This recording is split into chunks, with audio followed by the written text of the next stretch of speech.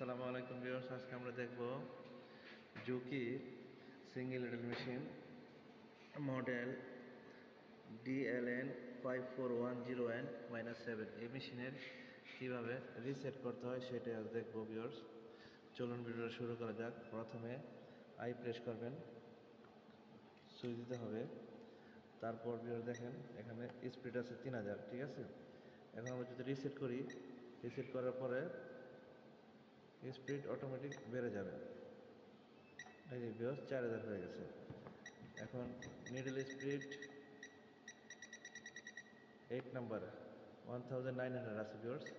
এটা আমরা কমিয়ে ব্যাক ট্যাগিং আর কি এটা নিয়ে আসবো নিচে 1 নাম্বার আসবো। 1 নাম্বার আসার পরে এখানে সব স্টিচ দিতে হবে, ঠিক আছে। ব্যাক মেশিন অফ করবেন, চালু করবেন। এভাবেই রিসেট করতে হয় এবং ট্র্যাকিং স্পিড বাড়াতে হয়, কমাতে হয়। ভিডিওটা যদি ভালো হয়ে থাকে চ্যানেলের সাথে থাকবেন, সাবস্ক্রাইব করবেন নিত্য নতুন ভিডিও দেখার জন্য। আসসালামু আলাইকুম।